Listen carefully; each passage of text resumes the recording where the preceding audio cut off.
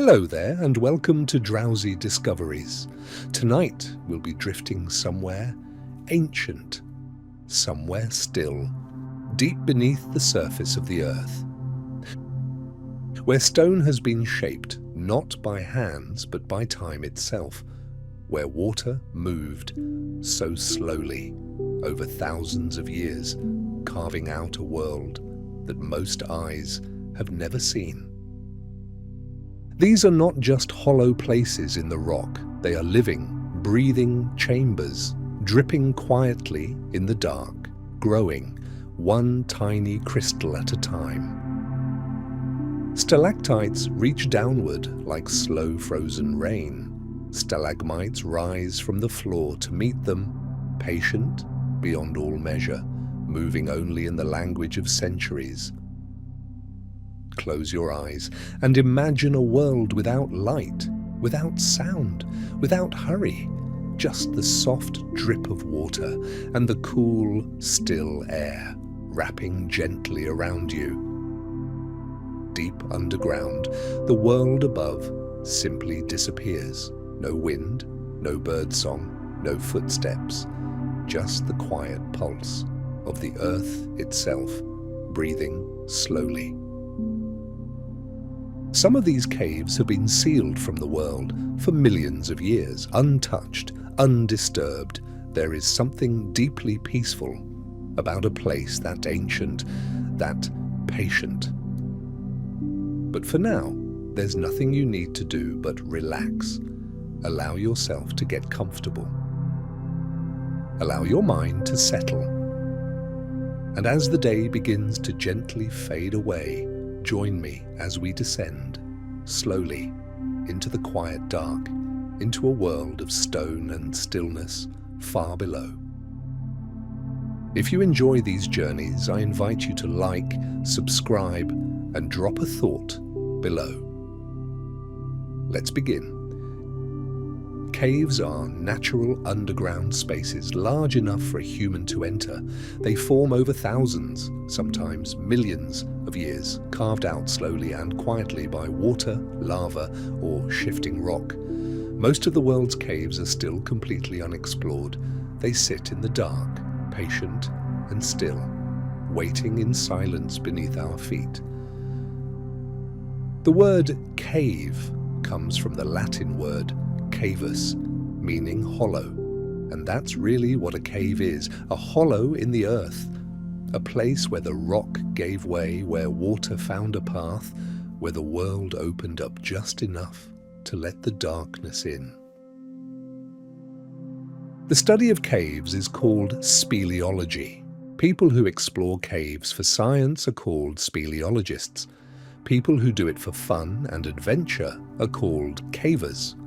Both groups spend a lot of time crawling through incredibly tight spaces in complete darkness, which says something interesting about what humans find exciting. The most common type of cave is called a solution cave or karst cave. These form when slightly acidic rainwater seeps into the ground and slowly dissolves soluble rock, usually limestone. Drop by drop, over enormous stretches of time, the water eats away at the rock until a passage forms. It's one of the slowest processes in nature and one of the most beautiful. Limestone covers about 10% of the Earth's land surface. Wherever you find limestone near the surface, you'll likely find caves somewhere underneath. Much of the American Midwest, the mountains of southern Europe, and great stretches of Southeast Asia all sit above vast limestone cave systems. Mammoth Cave in Kentucky is the longest known cave system in the world. So far, explorers have mapped more than 670 miles of passages, and they're still finding more. The cave has been known to humans for at least 4,000 years, and yet scientists believe there may be hundreds of miles of unmapped tunnels still waiting to be discovered.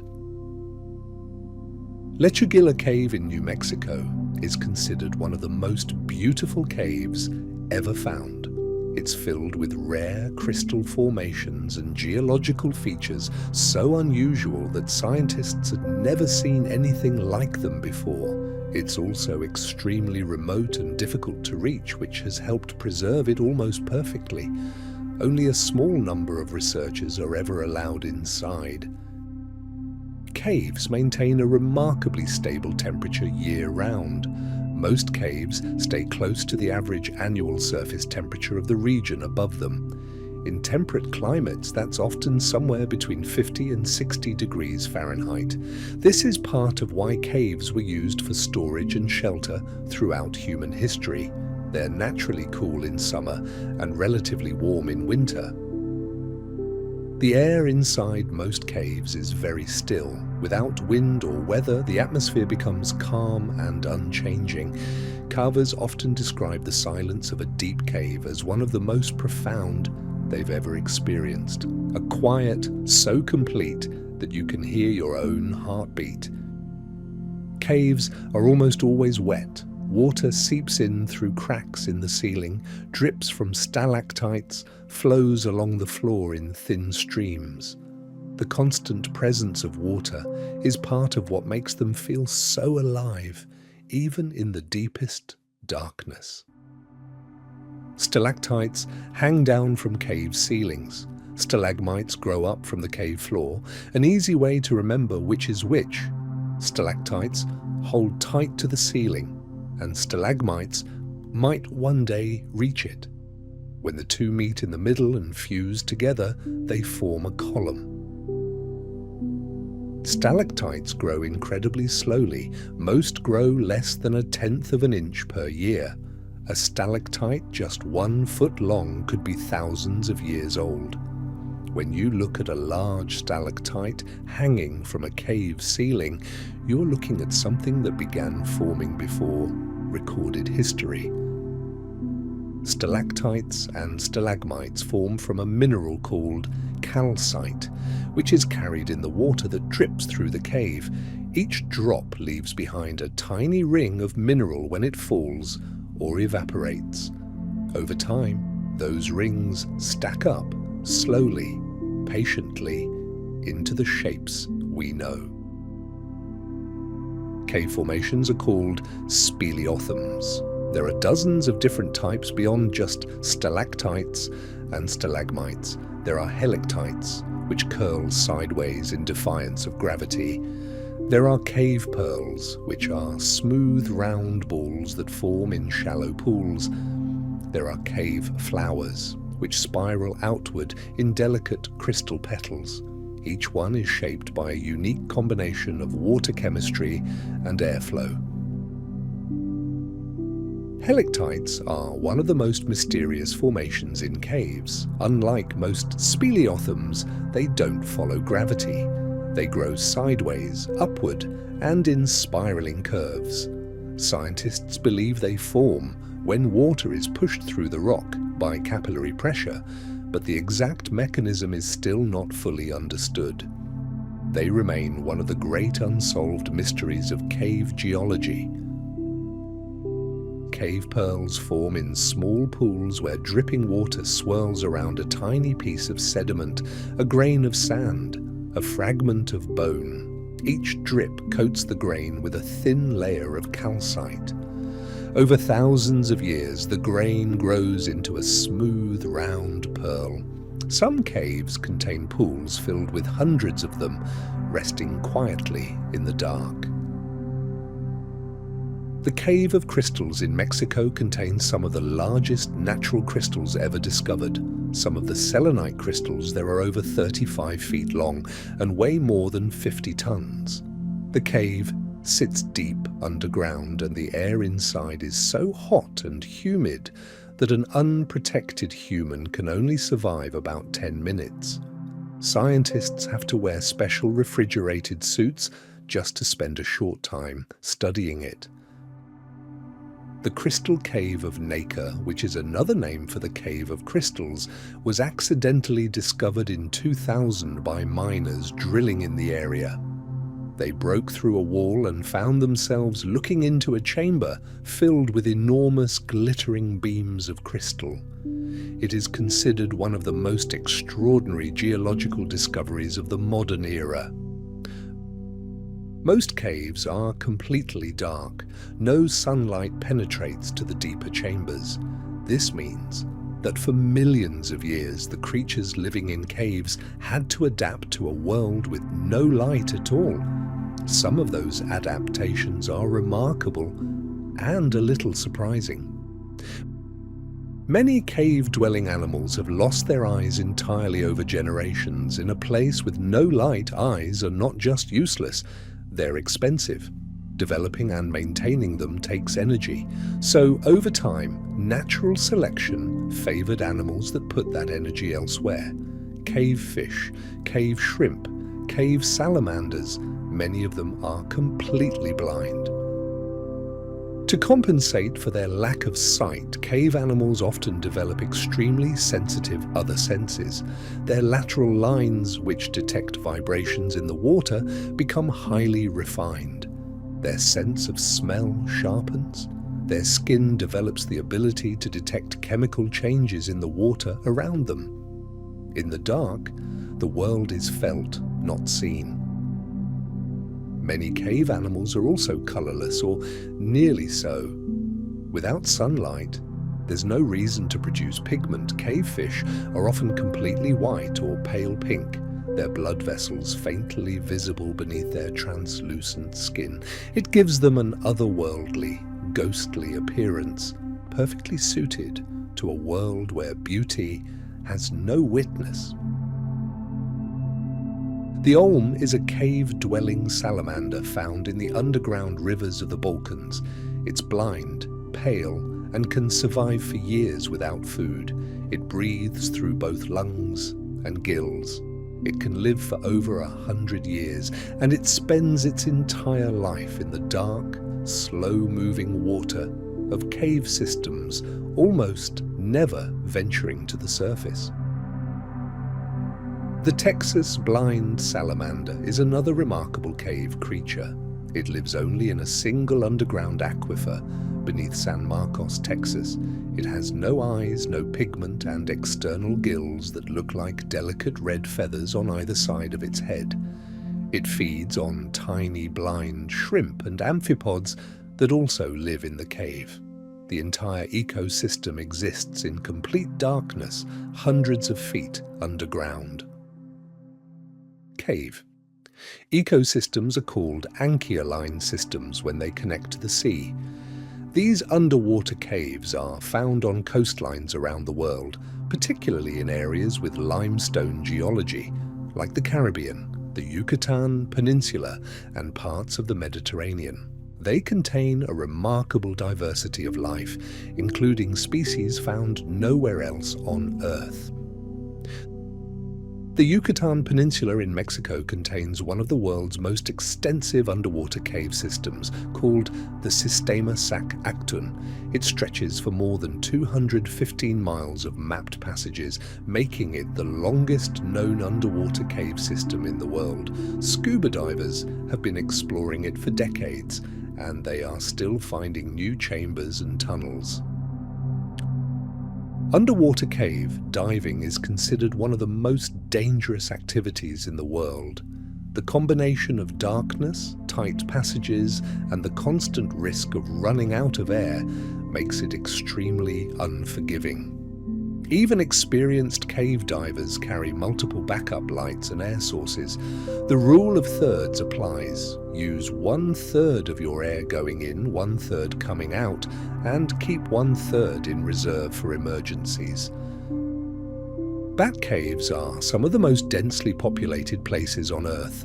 Bracken Cave in Texas is home to an estimated 20 million free-tailed bats, the largest known bat colony anywhere. Every evening at dusk, the bats pour out of the cave in a continuous stream that can last for hours, rising into the sky like dark smoke. Bats use echolocation to navigate in the dark.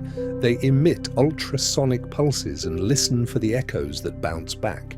The timing and quality of those echoes tells them exactly where objects are: walls, ceilings, insects, each other. It's a form of hearing so precise that bats can detect objects thinner than a human hair. The guano produced by bat colonies in caves creates its own ecosystem. Mountains of bat droppings accumulate on the cave floor over centuries, providing food for a remarkable community of insects, beetles, mites, flies, and cave crickets that feed on nothing else. It's one of nature's more unusual arrangements, but it works. Cave crickets are found in caves all over the world. They're not true crickets. They belong to a different family, but they have long, graceful legs and antennae that can be several times the length of their bodies. They use those antennae to feel their way through the dark, moving slowly and carefully through the cave passages. Caves can form not just in limestone, but also in lava. When lava flows down the side of a volcano, the outer surface cools and hardens while the molten rock inside continues flowing. When the flow eventually drains out, it leaves behind a hollow tube. These are called lava tubes, and they can extend for miles beneath the surface. Kazumura Cave in Hawaii is the longest and deepest lava tube cave in the world. It stretches for more than 40 miles and descends more than 3,600 feet. It was formed by lava flows from Kilauea volcano, and walking through it is like walking through the frozen memory of a river of fire. Sea caves form along coastlines where waves pound against cliffs. The relentless energy of the ocean carves passages and chambers into the rock over thousands of years. Some sea caves are only accessible by boat at low tide. Others are hidden entirely beneath the water's surface, visible only to divers. Fingal's Cave in Scotland is one of the most famous sea caves in the world. It's formed entirely from hexagonal columns of basalt, the same type of rock formation found at the Giant's Causeway in Northern Ireland. The cave's natural acoustics create a haunting, resonant sound as waves roll inside. The composer, Felix Mendelssohn, visited it in 1829 and was so moved that he wrote his famous Hebrides Overture in its honor. Ice caves are caves that contain permanent ice. They can form in several ways, sometimes through cold air trapping and freezing water inside a cave, sometimes through glaciers themselves. The ice in these caves can take on extraordinary shapes: frozen waterfalls, ice columns, crystal blue ceilings. Some ice caves have been used as natural refrigerators for storing food for thousands of years.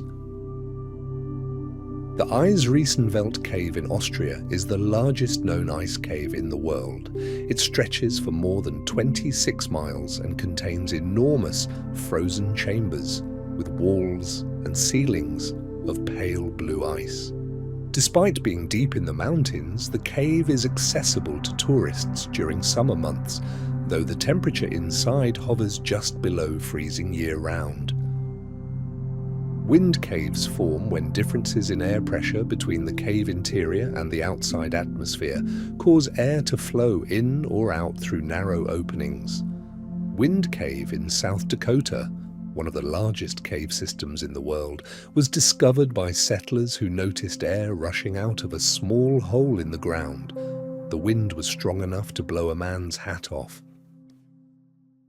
Wind Cave is remarkable for an unusual type of formation called boxwork, thin, honeycomb-like fins of calcite that jut out from the cave walls and ceiling.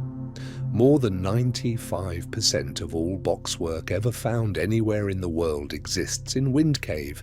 Scientists believe it formed about 300 million years ago, making it among the oldest cave formations ever documented. Humans have been living in and around caves for hundreds of thousands of years. Archaeological evidence from caves in Africa, Europe, and Asia shows continuous human habitation stretching back to our earliest ancestors, caves offered shelter from predators and weather, and their stable temperatures made them practical places to live. The oldest known cave paintings are found in a cave called La Pasiega in Spain and date back at least 65,000 years. That would make them older than modern humans, suggesting they may have been created by Neanderthals. If true, it means our ancient cousins had some form of symbolic thinking, some desire to mark the world with meaning tens of thousands of years before we thought they did. Lascaux.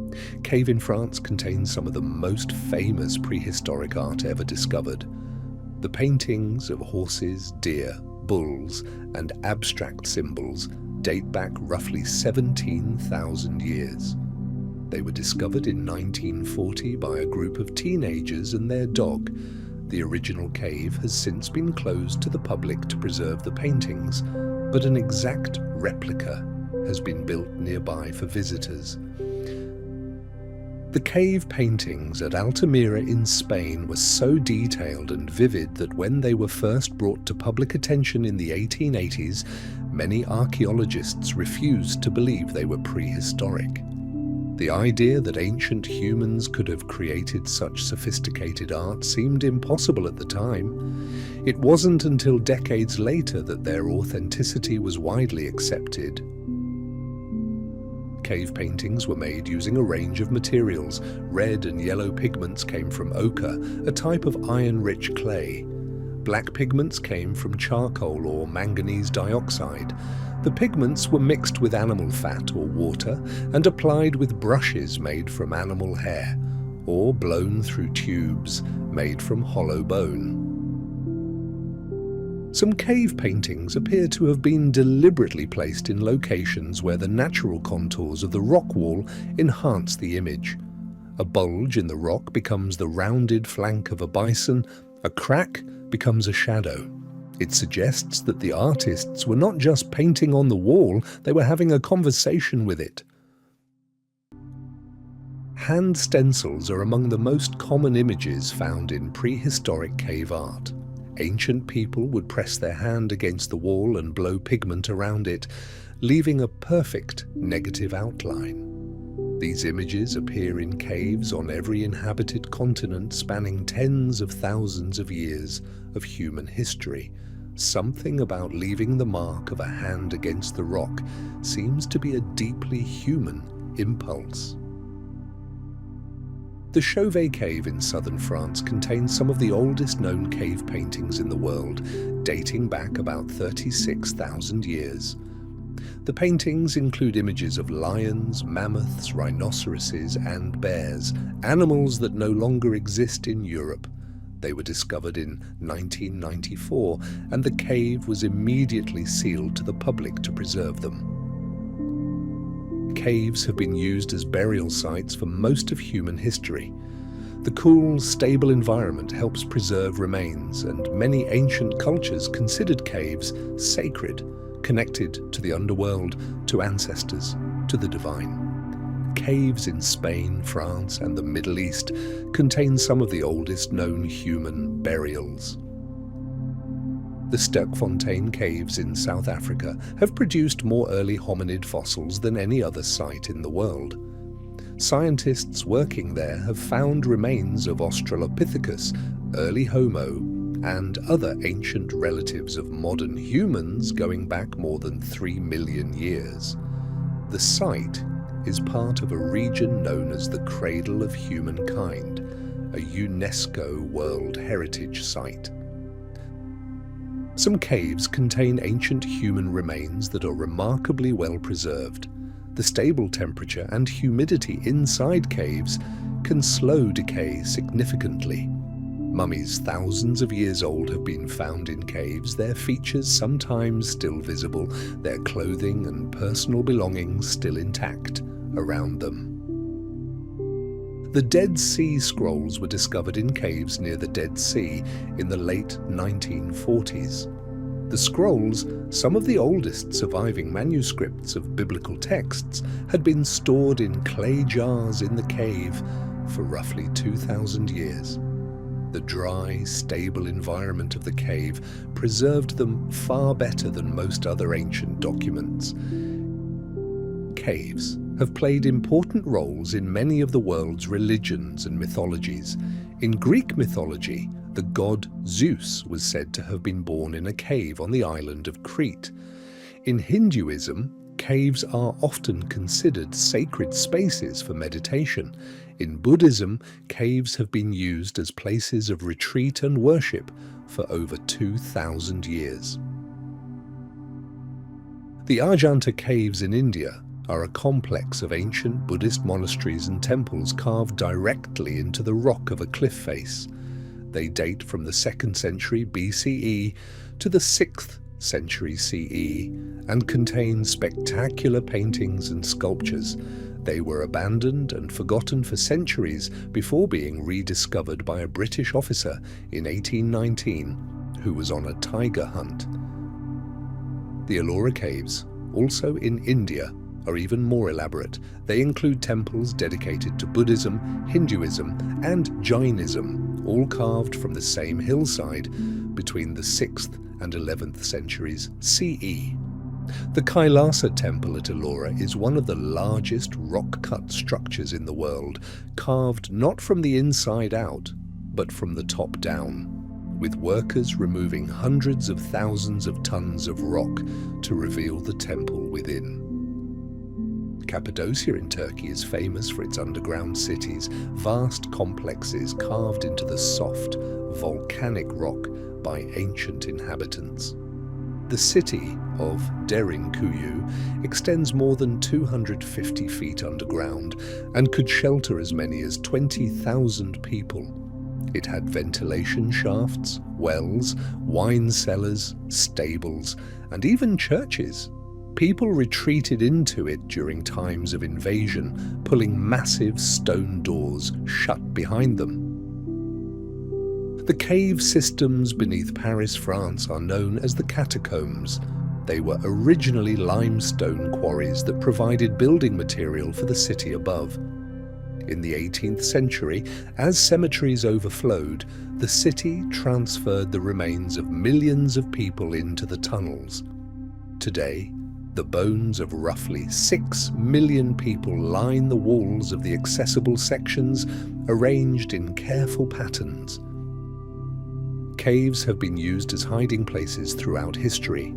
Outlaws, revolutionaries, and refugees have all sought shelter in them. The network of caves in the hills of Petra in Jordan sheltered communities for centuries.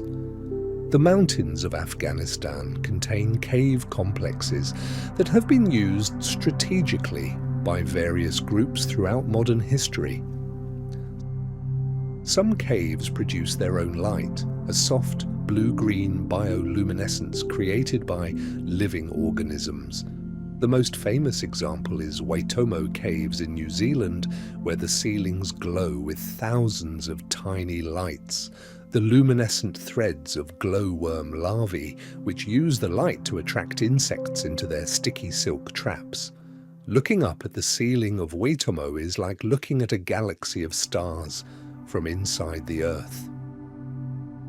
The glowworms of Waitomo are not actually worms at all. They're the larvae of a fungus gnat, a type of fly. In their larval stage, they produce a chemical reaction that generates blue-green light.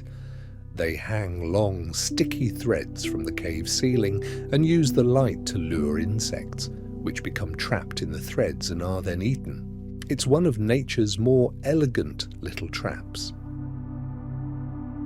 Bioluminescent organisms are found in caves around the world, not just in New Zealand. Some cave fungi glow faintly. Some cave bacteria produce light.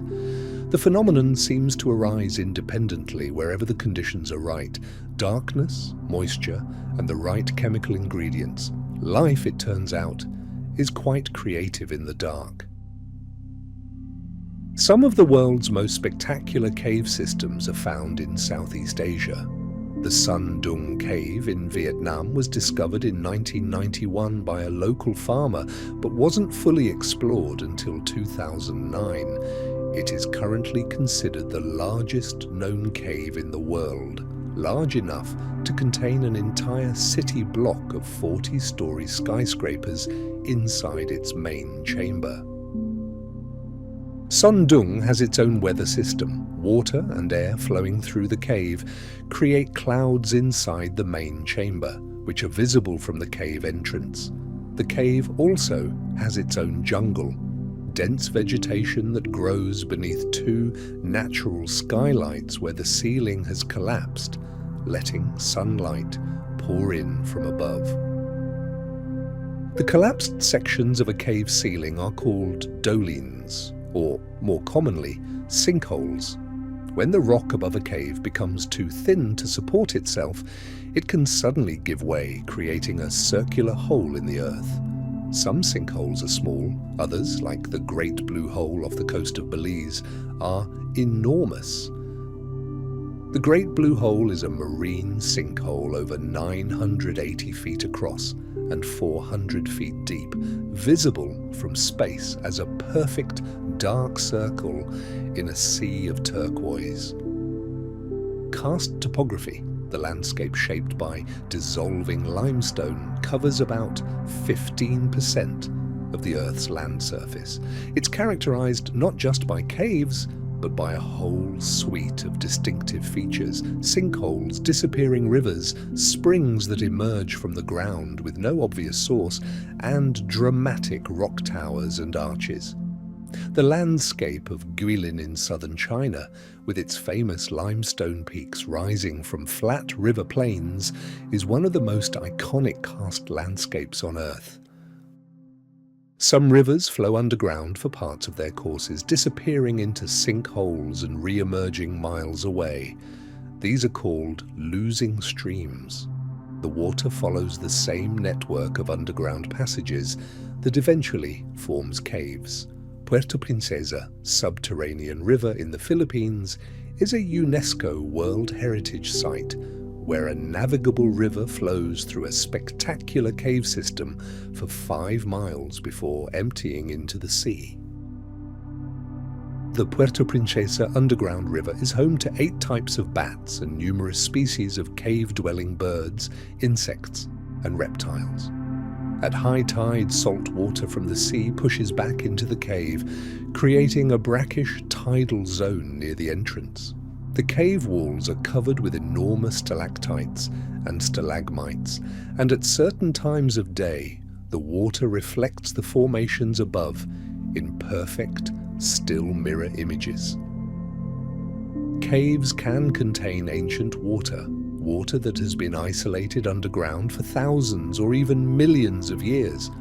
Scientists studying this ancient water have found microorganisms living in it that have been cut off from the surface world for extraordinary lengths of time. Some of these organisms have evolved into entirely new forms, adapted to a life of extreme isolation in the dark. The Movile Cave in Romania was sealed from the outside world for about 5.5 million years. When it was accidentally discovered in 1986, scientists found it contained a complete ecosystem of 48 species, 33 of them entirely new to science. The cave has no sunlight and no organic matter coming in from outside. Everything living in it survives on chemosynthesis, energy derived from chemical reactions rather than sunlight. Chemosynthesis in caves is a reminder that life doesn't need sunlight to exist. Some organisms use the energy stored in hydrogen sulfide, methane, or iron to build their food. This has led scientists to speculate that similar ecosystems might exist on other planets or moons, particularly places like Europa, one of Jupiter's moons, which is believed to have a liquid water ocean beneath its icy surface. Lechugilla Cave in New Mexico is another example of a cave shaped by unusual chemistry.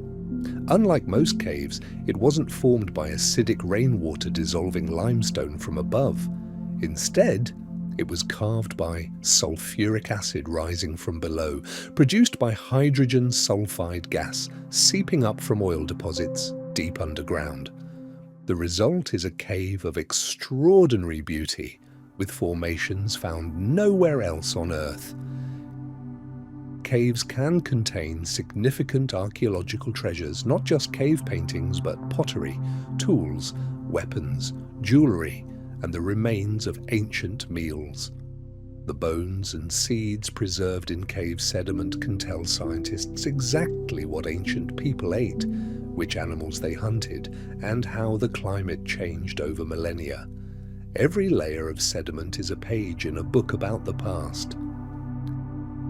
Cave bears were enormous animals that lived in Europe and Asia until about 24,000 years ago. They regularly used caves for hibernation, and the bones of tens of thousands of them have been found in cave deposits. Some caves were used by cave bears for so long that the floors are literally thick with their remains. Cave bear DNA extracted from these bones has given scientists a detailed picture of these creatures long after the last one died. Cave lions also roamed prehistoric Europe, depicted in cave paintings alongside other megafauna. They were larger than modern lions with no mane, and likely lived in family groups. Cave art at Chauvet shows them in impressive detail, hunting, resting, facing each other, painted with a precision that suggests the artists observed them closely. Woolly mammoths, cave hyenas, woolly rhinoceroses, and giant deer all appear in prehistoric cave art. Many of these animals went extinct at the end of the last ice age, roughly 10,000 years ago. The cave paintings are the only visual record we have of what these creatures actually looked like in life. Without those ancient artists pressing pigment to stone, we would have only bones. Caves have been used throughout history for purposes that had nothing to do with shelter. Ancient people used them as ritual spaces, as places for vision quests and ceremonies. The isolation, darkness, and strange acoustics of deep caves may have created experiences that felt deeply spiritual or transformative. Some researchers believe the cave setting itself was an intentional part of the ritual. Acoustic studies of decorated prehistoric caves have found something intriguing. The locations where paintings are most concentrated tend to be places where sound behaves in unusual ways, where the cave resonates, echoes dramatically, or seems to amplify sound. It suggests that ancient people may have been drawn to paint in places where the cave itself seemed to respond to their voices. Caves can modify sound in extraordinary ways. Their irregular walls, domed ceilings, and enclosed spaces can create natural reverb effects that make a single voice sound like many voices, or make whispers audible from across a large chamber. Some cavers describe the experience of speaking in a large cave chamber as one of the most unusual acoustic experiences they've ever had. The constant dripping of water in caves creates a kind of natural music, a slow, irregular rhythm that echoes through the darkness. Some cave explorers describe feeling a deep sense of calm in the presence of that sound, as though the cave is breathing. It's one of those experiences that is difficult to describe, but immediately recognizable to anyone who has spent time underground. Some caves are completely flooded for part of the year and dry at other times. These are called seasonal caves, and the creatures that live in them must adapt to dramatic changes in their environment. During flood season, water fills every passage. During dry season, the cave empties and a different kind of life moves in. The Hang Son Dung Cave in Vietnam contains a subterranean river that formed it. The river still flows through part of the cave, and during the wet season it becomes a powerful torrent. During the dry season it shrinks to a gentler stream. Explorers who visit must time their entry carefully. The cave can become impassable during heavy rain. Cave rescue is a specialized field of emergency response. When cavers become injured or trapped underground, getting them out can require teams of dozens of rescuers, sometimes working in relays for days. The confined spaces, darkness, cold, and unpredictable water make cave rescue among the most challenging operations emergency responders ever face. The Tam Luang Cave. Rescue of 2018, in which 12 boys and their soccer coach became trapped in a flooded cave in Thailand, captured the attention of the entire world. The group was trapped for 18 days before all 13 were successfully extracted by an international team of divers, military personnel, and cave rescue specialists. It remains one of the most complex and emotional cave rescues in history. Caves can grow and change on human timescales, not just geological ones. Heavy rain events can cause dramatic flooding, ceilings can collapse, new passages can open as water finds new paths. A cave that explorers mapped 50 years ago may look significantly different today. They are living systems, slowly and constantly reshaping themselves. Cave conservation is an important and sometimes difficult issue. Human visitors to caves bring in foreign bacteria, fungi, and other organisms on their clothing and equipment. They can inadvertently introduce species that disrupt delicate cave ecosystems. They can damage formations with a touch. Oils from human hands can permanently stain a stalactite. Many caves now require visitors to decontaminate their gear before entry. White nose syndrome is a devastating fungal disease that has killed millions of bats in North America since it was first detected in 2006. The fungus appears to have been introduced to North American caves by humans, likely from Europe, where bats have some natural resistance to it. It spreads from cave to cave and has devastated bat populations across the continent. Conservationists are working urgently to find ways to slow its spread. Many caves contain species found nowhere else on Earth, creatures so highly adapted to their specific cave environment that they cannot survive outside it. These are called troglobites, obligate cave dwellers. They are among the most vulnerable organisms on the planet. If their cave is damaged or destroyed, they have nowhere else to go. Some cave systems are so sensitive that scientists must wear special suits to enter to avoid contaminating the environment with their own bacteria.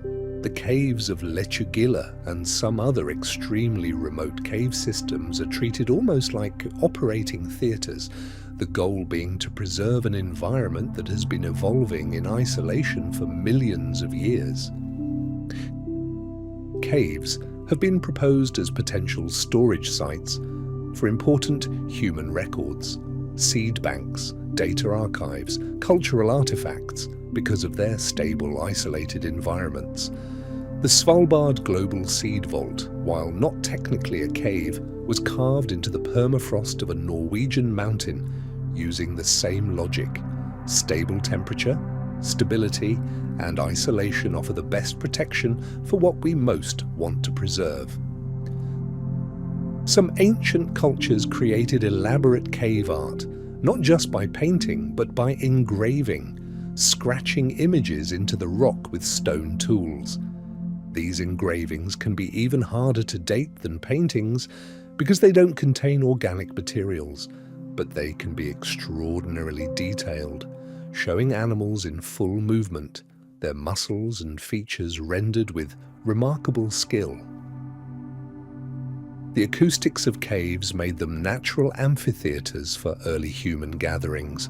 Voices carry beautifully in some cave chambers, and the resonance created by clapping, drumming, or singing would have been dramatic and immersive.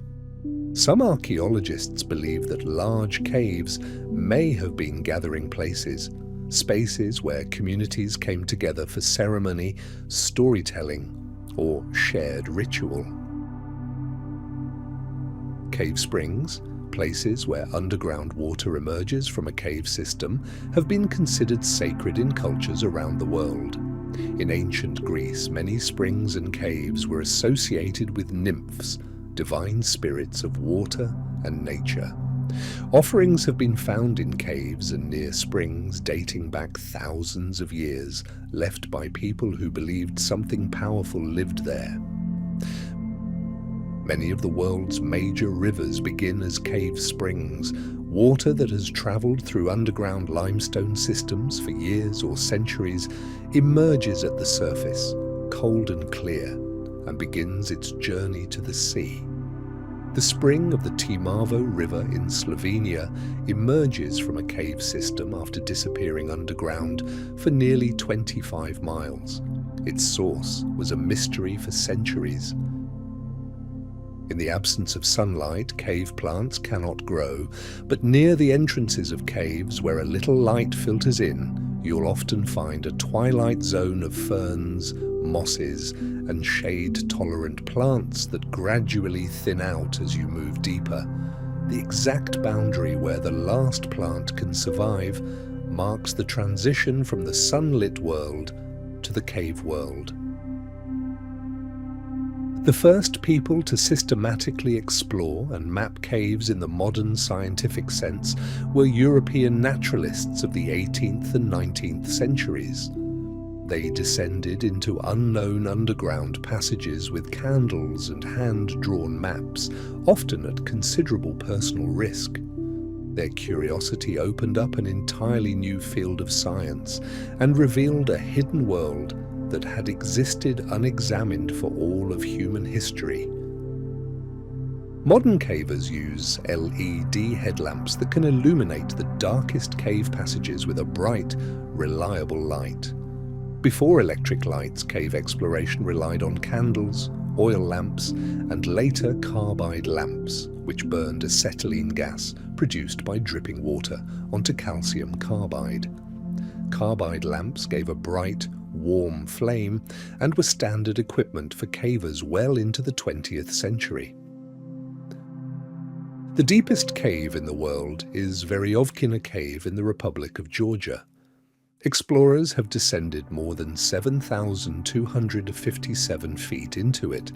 That's nearly 1.5 miles straight down. The descent takes days, requires camps at various depths, and involves crawling through passages barely wide enough for a human body. It is one of the most extreme environments a person can voluntarily enter on this planet. The cave systems beneath the ocean floor, known as submarine caves, are among the least explored places on Earth.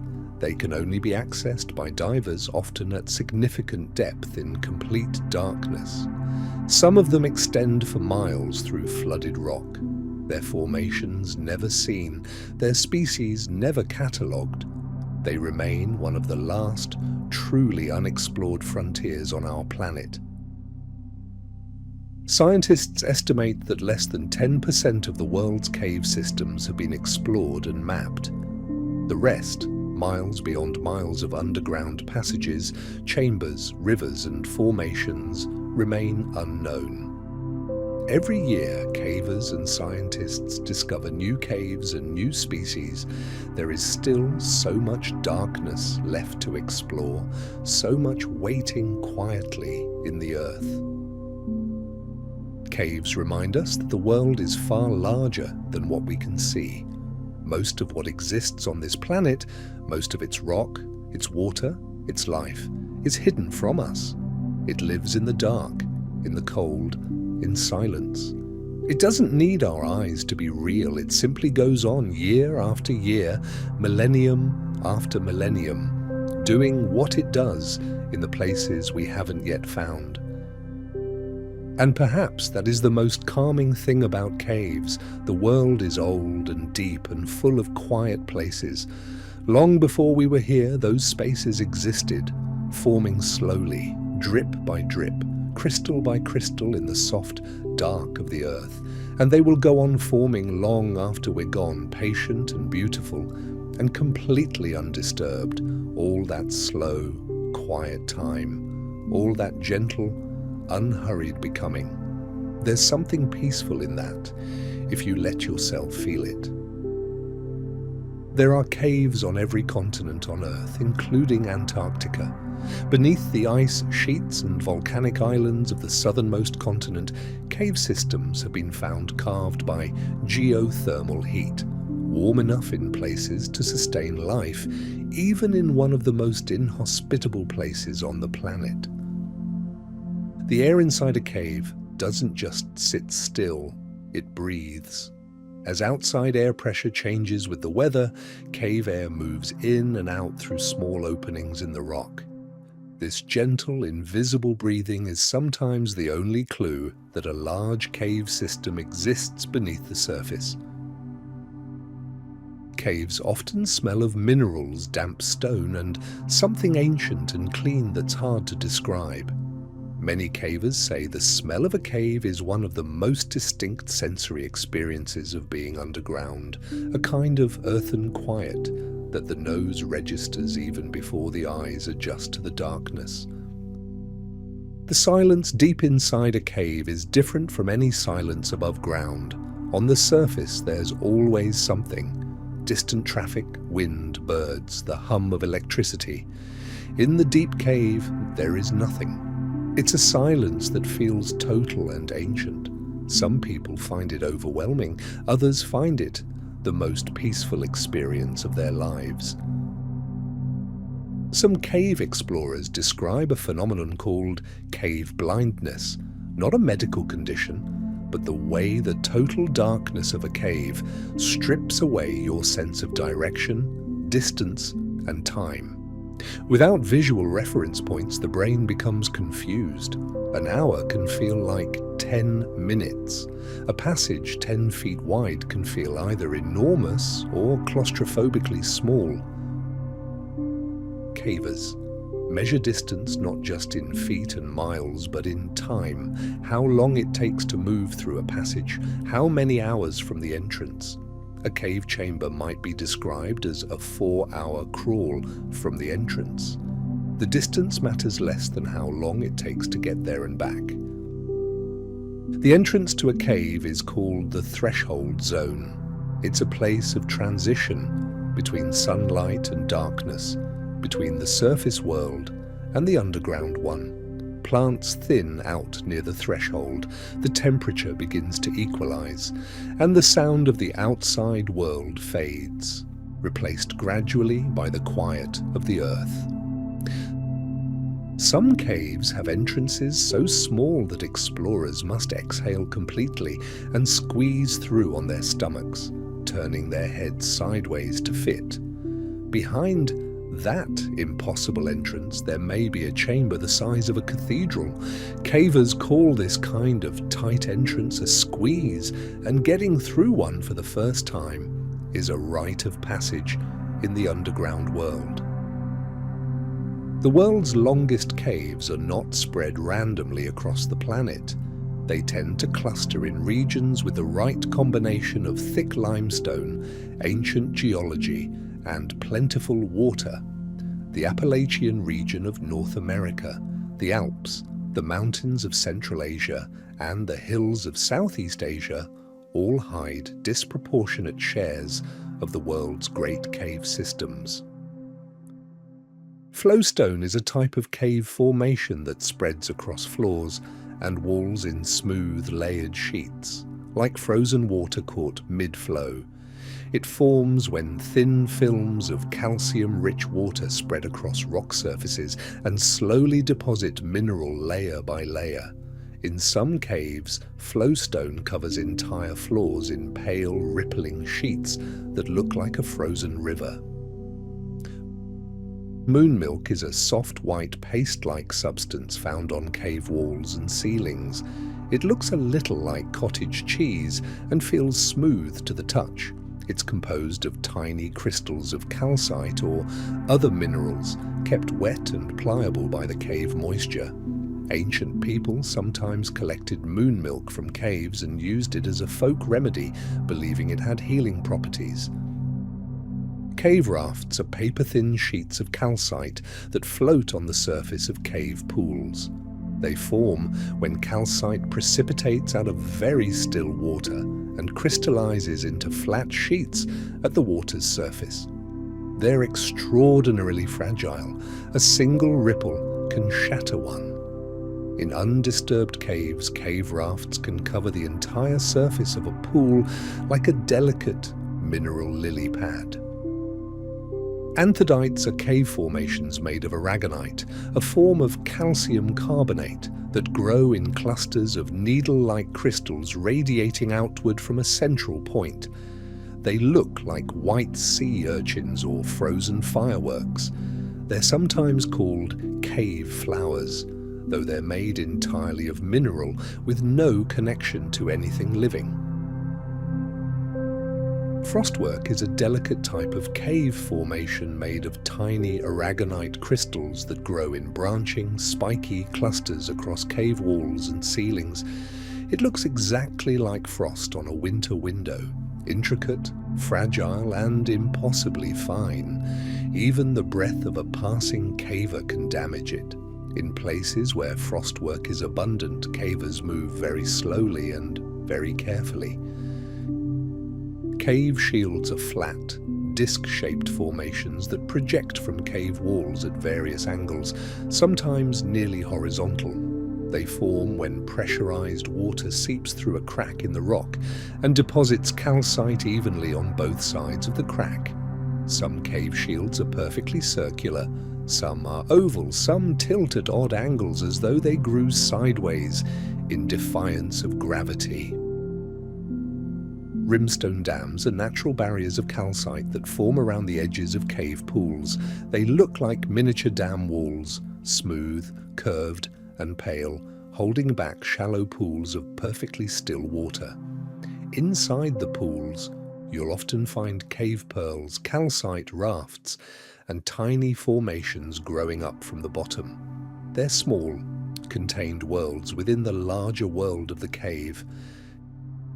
Cave coral is the informal name for irregular, knobby clusters of calcite that grow outward from cave surfaces in all directions.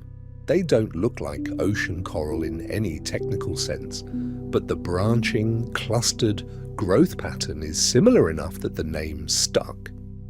They tend to grow in areas of high humidity, where mineral-rich moisture condenses on the cave walls and slowly builds up into irregular masses. The color of cave formations depends entirely on what minerals are present in the water that creates them. Pure calcite is white, iron oxide turns formations orange or red, manganese creates black or brown tones, copper can produce green or blue tints. Some caves contain formations in half a dozen different colors, all formed from the same basic process, but with different mineral ingredients. Cave photography is an art form in itself.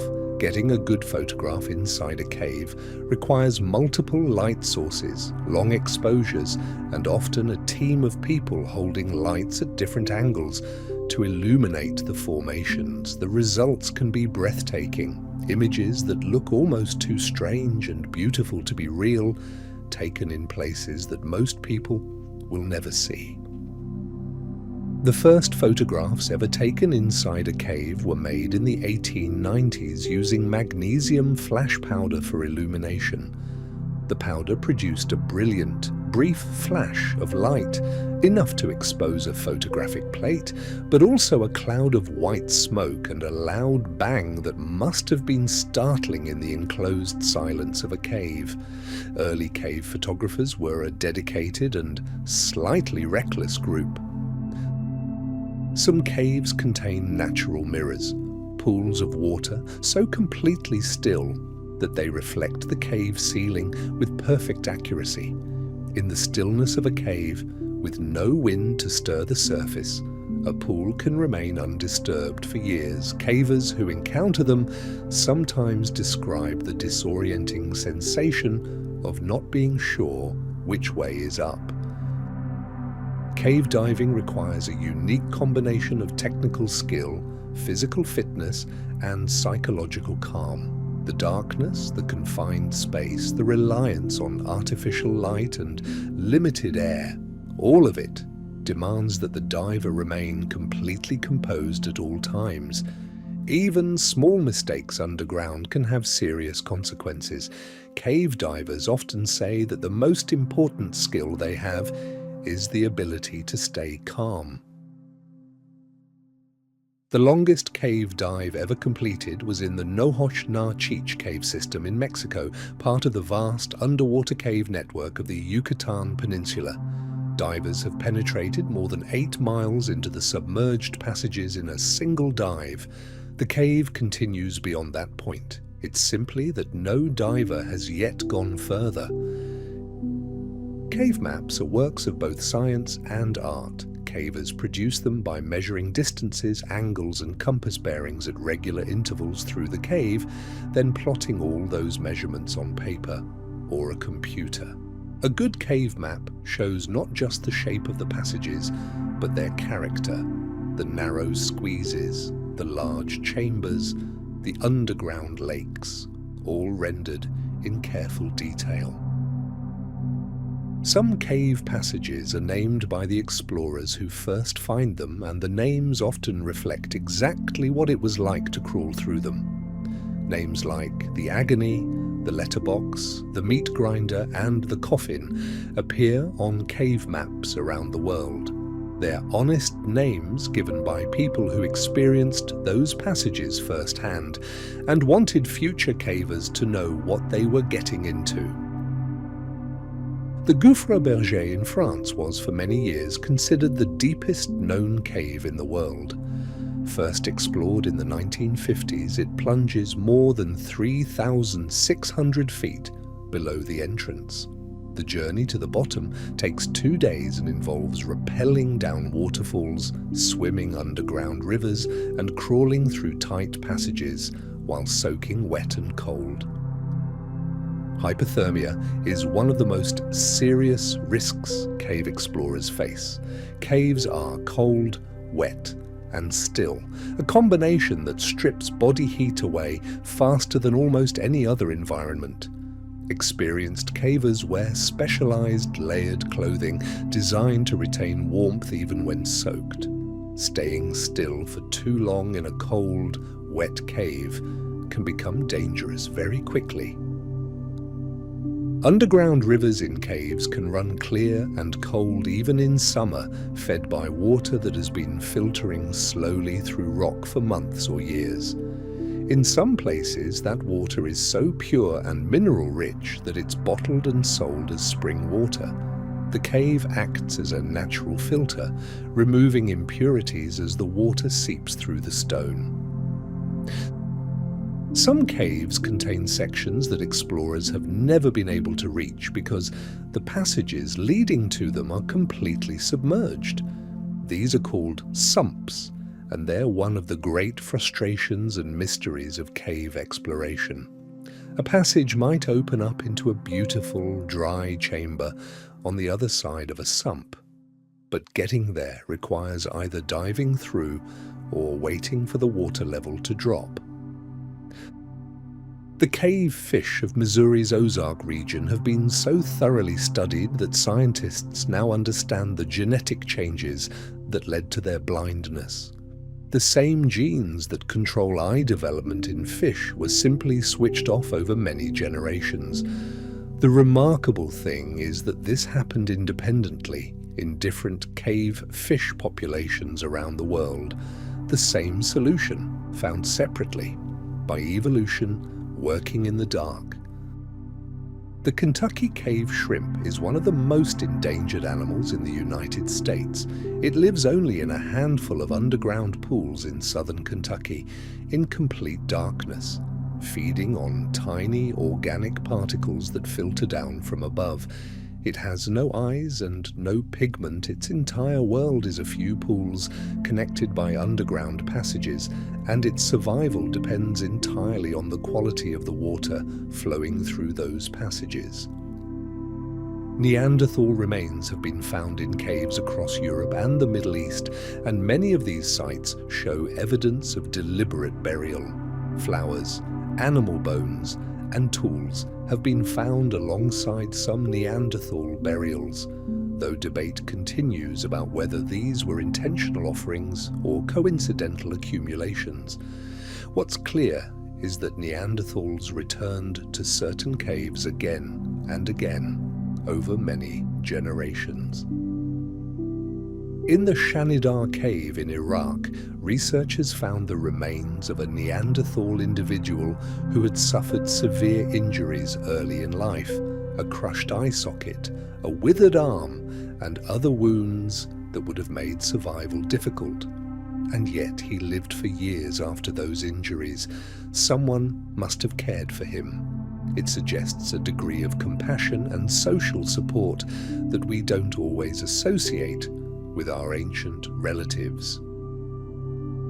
The discovery of geometric engravings in Blombos Cave in South Africa pushed the origins of symbolic thought back to at least 75,000 years ago. These aren't representational images, not animals or people, but abstract patterns, cross-hatched lines etched carefully into a piece of ochre. They suggest that the capacity for symbolic thinking is far older than cave painting, far older than most previous evidence suggested. Ochre, a red or yellow iron-rich pigment, has been found in caves going back more than 100,000 years, often in quantities far exceeding what would be needed for any single purpose. Some caves contain caches of ochre that ancient people clearly collected and stored over long periods. It was one of the first materials humans used to mark themselves and their world with color and meaning.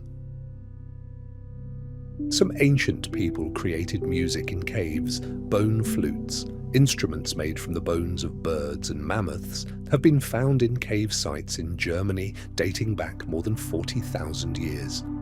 They are the oldest known musical instruments in the world. People sat in the dark of those caves and made music. The notes are long gone, but the instruments remain.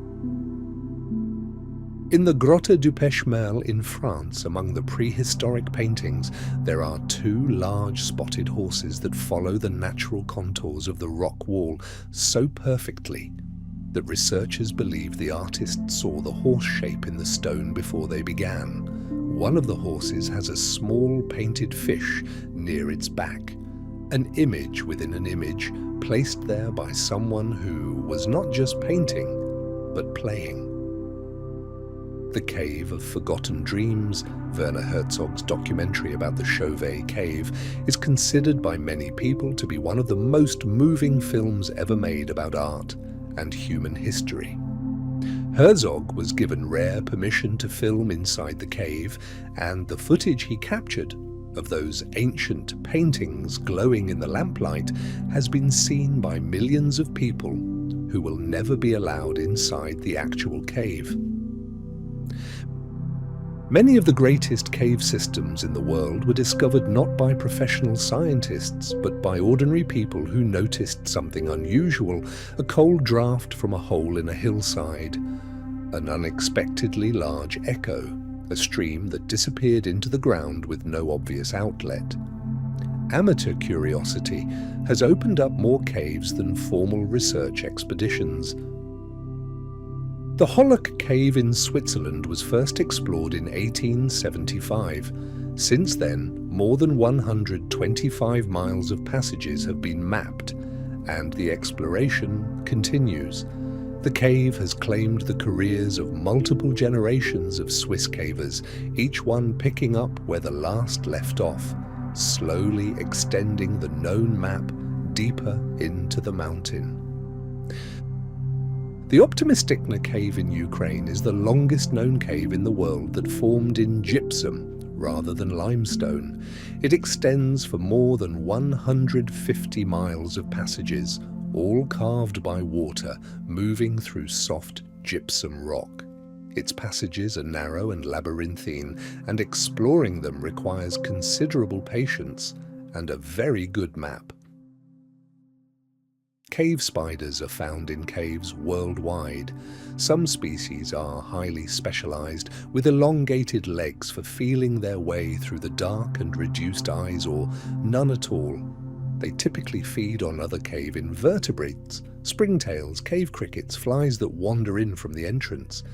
In caves where other food is scarce, cave spiders can be surprisingly patient hunters, waiting motionless for hours for something to pass within reach. Pseudoscorpions are tiny arachnids, relatives of scorpions but completely harmless to humans, that live in caves around the world. They have no tail and no venom stinger, but they have impressive claws that they use to grab and subdue prey. They are among the most common cave invertebrates, found in caves on every continent except Antarctica, quietly going about their tiny lives in the dark. Some cave-dwelling insects have developed extraordinarily long antennae, in some cases antennae that are many times the length of the insect's body. In a world without light, antennae are the primary tool for navigating space and finding food. Evolution, given enough time, made them as useful as possible. Cave snails have been found in underground pools and streams in caves across Europe, Southeast Asia, and the Caribbean. Like other cave creatures, they're often pale and have reduced or absent eyes. They feed on thin films of bacteria and algae that grow on rock surfaces, one of the few sources of food in the nutrient-poor cave environment. Some bats don't just roost in caves, they depend on them entirely. Certain species of bat have been roosting in the same caves for so long that they've become specialists, using the cave's unique microclimates to regulate their body temperature and raise their young. Disturb those bats during the wrong time of year, and the consequences for the colony can be severe. When bats hibernate in caves during winter, they enter a state called torpor, a deep metabolic slowdown in which their heart rate drops from several hundred beats per minute to just a few, and their body temperature approaches that of the cave air around them. A hibernating bat can be gently picked up, and it will barely stir. It is alive, but just barely, waiting in the dark for spring. Cave swiftlets in Southeast Asia build their nests using only their own saliva, attaching them to cave walls high above the cave floor. These nests, made of dried saliva, are the main ingredient in bird's nest soup, a delicacy in Chinese cuisine. Harvesting them from the cave walls is a traditional and dangerous occupation, requiring climbers to scale makeshift bamboo poles in the dark, high above the cave floor. Oilbirds are remarkable cave-dwelling birds found in South America and some Caribbean islands. Like bats, they use echolocation to navigate in the darkness of the caves where they roost and nest. They feed entirely on fruit, particularly the oily fruit of palms, and their chicks accumulate so much fat that they were historically harvested for use as lamp oil. Their haunting calls echo through the cave in the dark, filling the air with sound. Cave-adapted crayfish have been found in underground streams across North America. They're pale, with reduced or absent eyes, and often larger than their surface-dwelling relatives. Some species are found in only a single cave system. They're patient, slow-moving animals, well suited to a world where food is scarce and life proceeds at an unhurried pace. The oldest known cave-adapted animal is a tiny crustacean called Speleonectes tulumensis, found in anchialine caves in the Yucatan. It belongs to an ancient lineage called Remipedia, a group so primitive that it was previously known only from fossils. Finding living Remipedians in underwater caves was like discovering a living dinosaur, and it rewrote our understanding of crustacean evolution. Caves preserve organic material extraordinarily well. Seeds, pollen, charcoal, bone, all can survive for thousands of years in the stable, dry conditions of a deep cave. Scientists studying cave sediment can reconstruct entire ecosystems from the past. What grew, what lived, what the climate was like, just by carefully sifting through layers of accumulated material. Pollen preserved in cave sediment has allowed scientists to reconstruct detailed records of ancient climate change. As plants respond to changes in temperature and rainfall, the pollen they produce changes too. Layer by layer, the pollen record in cave sediment tells the story of how the world above changed over thousands of years. Stalagmites are extraordinary climate archives. As they grow, they incorporate tiny chemical signals from the water that forms them, signals that reflect the temperature and rainfall at the time. Scientists can drill a thin core from a stalagmite, analyze its chemistry layer by layer, and reconstruct the climate of the region, going back hundreds of thousands of years. It's one of the most detailed records of ancient climate available anywhere. The growth rings of stalagmites, like the growth rings of trees, can be counted to determine their age. In years when more water flowed through the cave, the rings are wider. In dry years, they're thinner. A single stalagmite can contain a climate record stretching back farther than any written human history. Some stalagmites have been found to contain records of ancient earthquakes. When the ground shakes, the drip of water that feeds a stalagmite is interrupted, leaving a visible mark in its growth record. Scientists can identify these disruptions in the chemistry and physical structure of the stalagmite and use them to reconstruct the timing and intensity of earthquakes that occurred thousands of years ago. Ancient volcanic eruptions are also recorded in cave formations. Ash and sulfur compounds from major eruptions can enter cave systems through the water cycle, leaving chemical signatures in the layers of stalagmites growing at the time. Some of history's most famous volcanic events, including massive eruptions that affected global climate, have left their marks in caves thousands of miles away. Uranium-thorium dating is the technique most commonly used to determine the age of cave formations. Because calcite contains tiny amounts of uranium when it forms, and that uranium decays into thorium at a known rate, scientists can measure the ratio of uranium to thorium in a sample and calculate precisely how long ago it formed. It's accurate to within a few hundred years, even for samples hundreds of thousands of years old. Some of the most significant discoveries in the history of human evolution have come from caves. Fossils of Homo naledi, an ancient human relative, were found in a cave called the Rising Star Cave in South Africa, deep inside a passage so narrow that only the smallest members of the research team could squeeze through to reach it. The discovery changed our understanding of human prehistory. The Rising Star Cave fossils were remarkable not just because of the species they represented, but because of where they were found. The bones appeared to have been deliberately placed there, which would suggest that Homo naledi practiced some form of intentional disposal of the dead. If confirmed, it would mean that complex funerary behavior arose in human relatives far earlier than previously thought. Natural salt caves formed in deposits of rock salt have been used by humans for thousands of years. The Wieliczka salt mine in Poland, one of the oldest in the world, was dug into a natural salt deposit, beginning in the 13th century.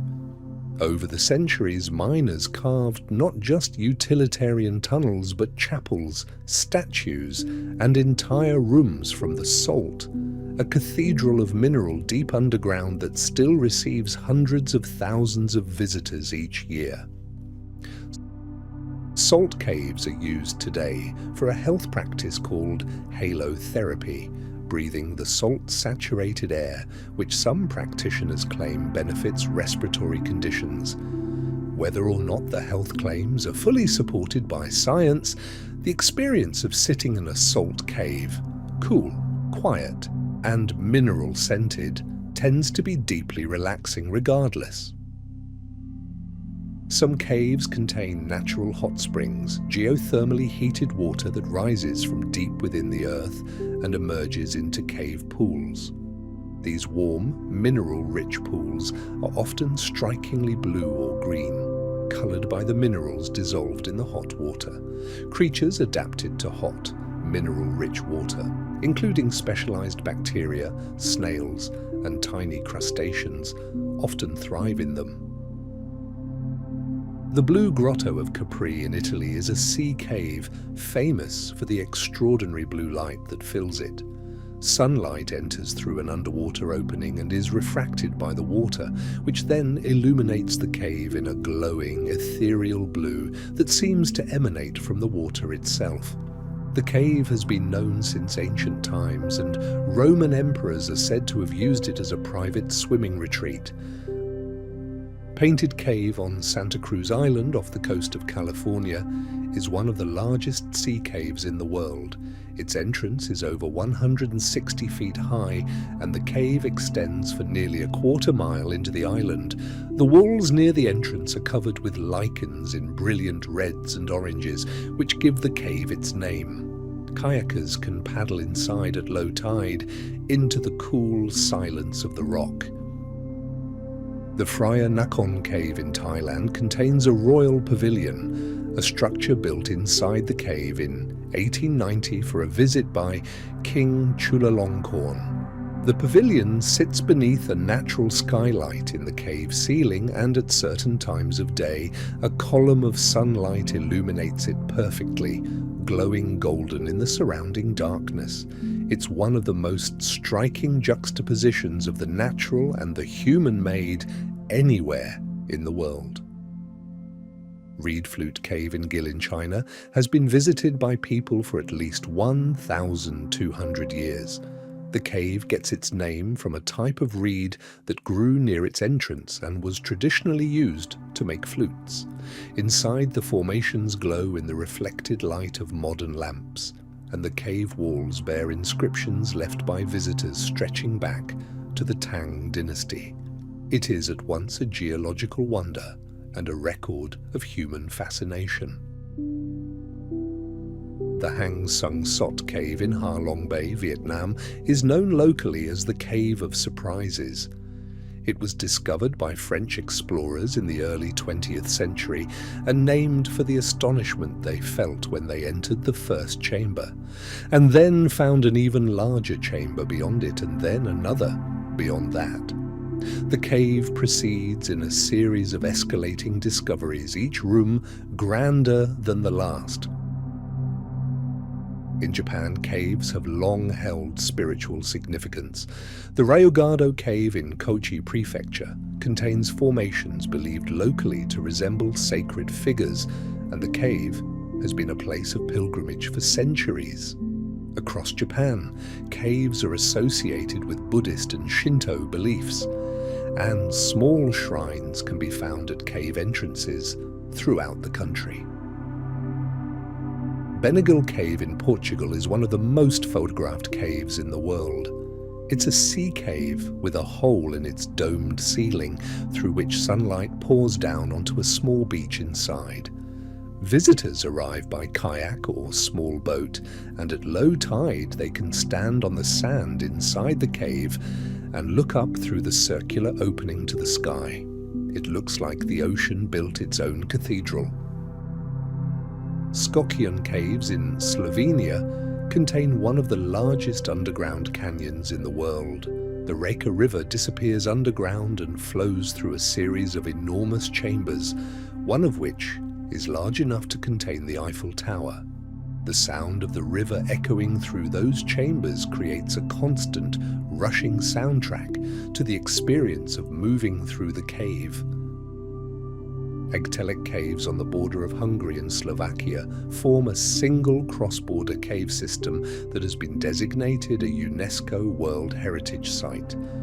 The cave contains an extraordinary collection of formations, including the Domica stalactite, one of the longest in the world. The cave has been explored and partially mapped since the 18th century, and new sections are still occasionally discovered. The Cueva de los Cristales, the Cave of Crystals in Mexico, was formed in extremely hot, mineral-rich water over about 500,000 years. The water in the cave maintained a near-constant temperature of about 136 degrees Fahrenheit for nearly all of that time. Perfect conditions for the slow, steady growth of enormous selenite crystals.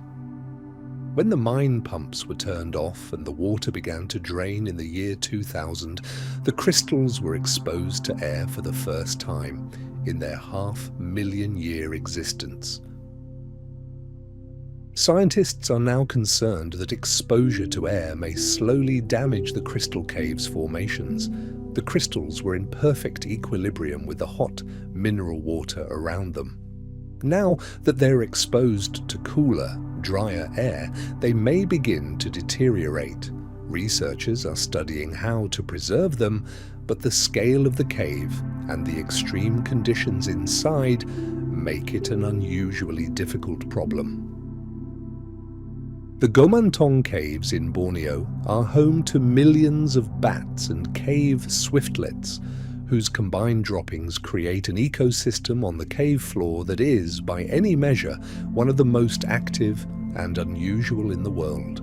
The floor writhes with cockroaches, centipedes, and other invertebrates feeding on the guano. It is not the cave that most people would choose for a relaxing afternoon, but it is remarkably alive. The ancient Mayans considered caves to be entrances to Xibalba, the underworld. Caves were places where the human world met the world of gods and the dead, and they were used for offerings, rituals, and the disposal of important remains. Many Maya cave sites contain pottery, incense burners, and human bones placed there deliberately as part of religious practice. The Aktun Tunishil Muknal cave in Belize, known as ATM Cave, contains the remains of ancient Maya sacrificial offerings, including human remains and ceramics. The bones of the individuals found inside have been calcified by the cave minerals over centuries, fusing them to the cave floor in a ghostly, glittering outline. The most famous of these is the Crystal Maiden, the skeleton of a young woman, her bones now entirely encrusted in sparkling calcite. Turquoise has been mined from caves in the American Southwest for over 1,000 years. Ancient Puebloan peoples extracted turquoise from underground deposits and used it for jewelry, trade goods, and ceremonial objects. Some of the mines they dug are still visible today, narrow tunnels following veins of turquoise deep into the rock, lit originally only by small fires. The ruby mines of Myanmar, one of the world's greatest sources of fine rubies, are found in a limestone region riddled with caves. The rubies formed in the rock millions of years ago. and the same geological forces that created the caves also helped concentrate and expose them. Miners have been working the region for centuries, following the veins of corundum deep into the earth. Cave art is sometimes found in places that required remarkable physical effort to reach, passages that could only be accessed by crawling for hundreds of meters, or chambers that required climbing without any of the modern equipment that makes such things easier. The artists who made those paintings wanted to be there, in that specific place, badly enough to endure real discomfort to reach it. Whatever they were doing, it mattered to them enormously. The preservation of cave art over tens of thousands of years is itself remarkable. The pigments used were mineral-based and relatively stable. The cave environment protected them from rain, wind, and sunlight. The darkness that made the caves seem forbidding also shielded what was inside from the forces that degrade most things. In a way, the caves chose to preserve what was placed in them. Some caves are so perfectly preserved that the footprints of their ancient visitors are still visible in the cave floor. In the Tuc d'Audubert cave in France, the footprints of children, barefoot, small, have been preserved in the soft clay floor for 15,000 years. They were there on the same day that someone modelled 2 bison from clay against a rock. The children's footprints circle around the bison as though they walked around them, looking. The clay bison of Tuc d'Audubert are among the most remarkable works of prehistoric art ever found. Modelled in low relief against a limestone boulder, they show a female bison, followed by a male. The detail of their fur, their posture, their weight, rendered with extraordinary skill by someone who clearly knew these animals intimately. They've rested in that cave in the dark for 15,000 years. There are places underground where no human has ever stood, passages that have never been lit by any light, chambers where no sound has ever been made by a living creature with a voice, formations that have grown drip by drip for 100,000 years in perfect, unwitnessed silence. And there are more of these places than there are places humans have explored. The cave keeps more than it gives. What caves ask of us, ultimately, is a particular kind of attention. Slow, patient, unhurried. You cannot rush through a cave. The dark slows you, the narrow passages slow you, the dripping and the stillness slow you. And in that slowing, something opens up. The world becomes very simple. Rock and water and light and the sound of your own breathing. Everything unnecessary falls away. And for a little while, in the quiet of the earth, that's enough. In ancient Rome, some underground quarries were converted into catacombs, long networks of tunnels where the Christian dead were buried in niches carved into the walls. The Roman catacombs extend for hundreds of miles beneath the city and contain the remains of an estimated 6 million people. They were used not just for burial, but for worship during periods when Christianity was persecuted, secret gatherings in the dark beneath the streets of the empire. Underground rivers that flow through caves can reappear at the surface miles from where they disappeared, with no obvious surface connection between the 2 points. Dye tracing, the practice of releasing colored dye into one point of a cave system and watching for it to emerge elsewhere, has revealed underground connections that no one suspected. In some cases, water that disappears in one county emerges in another. The water in some cave systems moves extraordinarily slowly. A drop of rain that enters a cave system through tiny cracks in the soil may take years, decades, or even centuries to travel through the rock and emerge at a spring.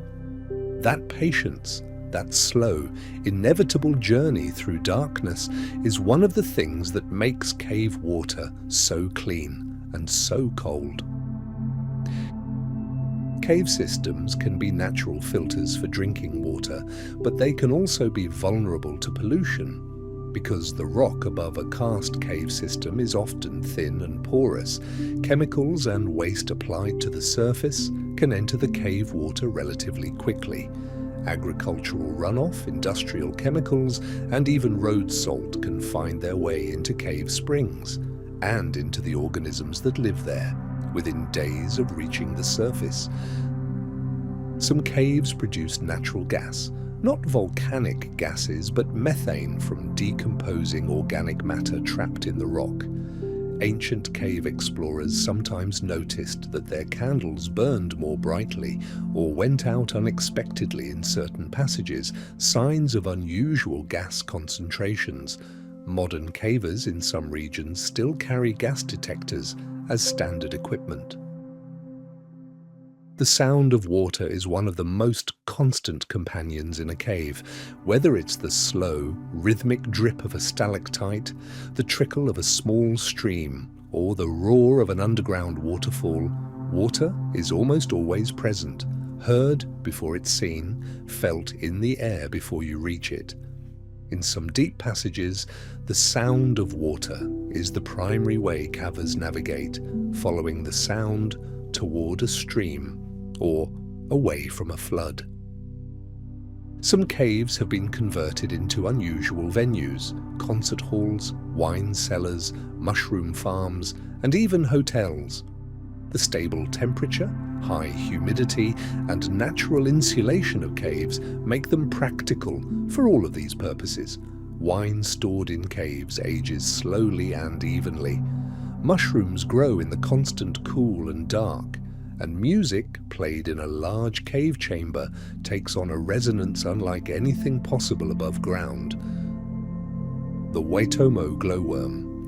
Caves in New Zealand attract hundreds of thousands of visitors each year who glide in small boats through darkened passages beneath a ceiling of living light. The glowworms are present year-round, their soft blue-green light constant and unwavering. Visitors are asked to stay quiet in the cave. Noise can disturb the larvae and cause them to dim their lights. The geology beneath our feet is constantly changing, even when it doesn't feel like it. Rock dissolves, water finds new paths, passages that were once dry fill with water, and passages that were once flooded slowly drain. A cave system that exists today is just a snapshot of an ongoing process, a moment in an enormous, slow story that began long before the first humans stood at the cave entrance and looked into the dark. New species are still being discovered in caves regularly. Each major cave expedition in a biologically rich region, the tropics, the Balkans, the islands of the Indian Ocean, tends to turn up organisms never seen before. Most of these new species are tiny: isopods, springtails, beetles, mites. But every so often something larger appears, a new species of fish or a cave-adapted amphibian found nowhere else on Earth. There is a quality to cave time that is hard to describe. Underground, separated from the sun's movement and the rhythms of day and night, time feels different. Scientists who have spent long periods in caves, in isolation experiments or on extended expeditions, consistently report that their sense of time dilates or compresses in unexpected ways. Without the sky, the body and mind find their own rhythms, slower and stranger than the ones we carry on the surface.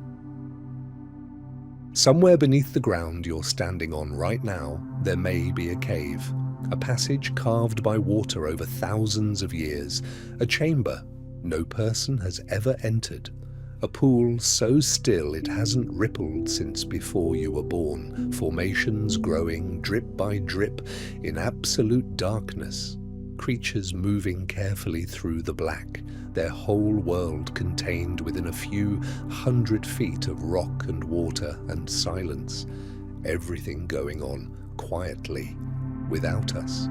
The world is so much deeper than it looks. Caves are some of the few places on Earth where you can experience true, complete darkness. Not the darkness of a room with curtains drawn, or the darkness of a night with no moon. True darkness, the kind where holding your hand an inch from your face produces absolutely nothing. No shape, no shadow, no light at all. It's one of the rarest experiences a person can have on this planet. The moment a caver turns off their light underground and sits in that total darkness, something interesting happens.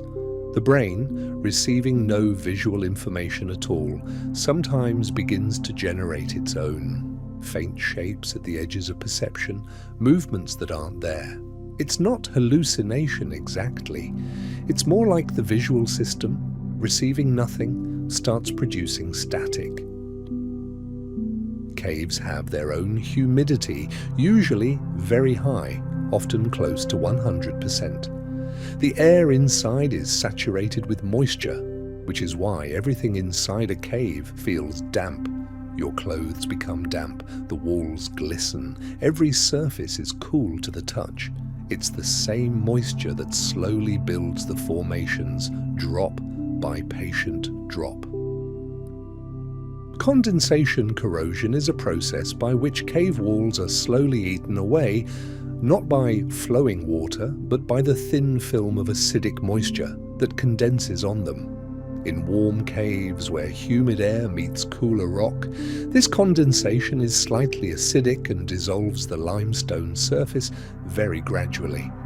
Over thousands of years, it can smooth cave walls into soft, rounded shapes, as though the rock has been gently worn by breath.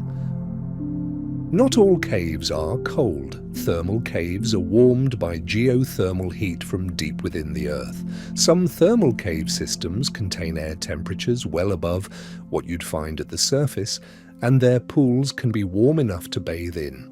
These caves often have a steamy, otherworldly quality, mist rising from warm pools, walls dripping with warm condensation. The Agtelek cave system on the Hungary-Slovakia border was used in the 19th century as a sanatorium for people with respiratory illnesses. Doctors believed that the cool, clean, stable cave air was beneficial for conditions like tuberculosis. Patients would spend extended periods underground, resting in the cave's constant stillness. Whether the cave air truly helped is uncertain, but the instinct to find healing in caves is an old one. Cave sediment is read by scientists like a very slow book. The deepest layers are the oldest. Each layer contains pollen, mineral grains, charcoal, bone fragments, and chemical signatures that tell a detailed story of conditions at the time that layer was deposited. A skilled cave sedimentologist can describe the climate, vegetation, and human activity of a region thousands of years ago simply by carefully studying what accumulated on a cave floor. Phreatic caves form entirely underwater, carved by water moving under pressure through submerged rock. The passages they create tend to be smooth and rounded, sometimes perfectly circular in cross-section, like a tube. When the water table drops and these passages drain, they leave behind smooth, round tunnels that look almost artificial, as though something purposeful carved them. Vadose caves form above the water table, carved by water flowing downward under the influence of gravity rather than pressure. These passages tend to be more irregular, wider at the top, narrower at the bottom, with waterfalls and steep drops. A single cave system can contain both phreatic and vadose sections, formed at different times in its history, telling a story of changing water tables and shifting conditions over thousands of years. The Carlsbad Caverns in New Mexico were known to local Native American tribes long before European settlers arrived. Rock art near the cave entrance and evidence of repeated human visits shows that people have been drawn to this place for thousands of years.